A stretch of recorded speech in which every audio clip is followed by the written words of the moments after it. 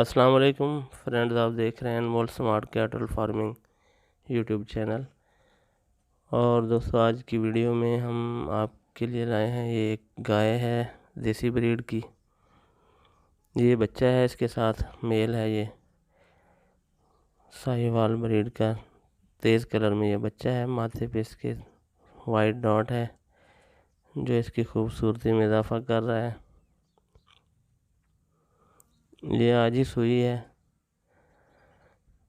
तो इसकी milk capacity के बारे में अभी हम आपको कुछ नहीं बता सकते, क्योंकि ये जानवर ख़रीदे हुए होते हैं और पिछला रिकॉर्ड भी मालूम नहीं होता।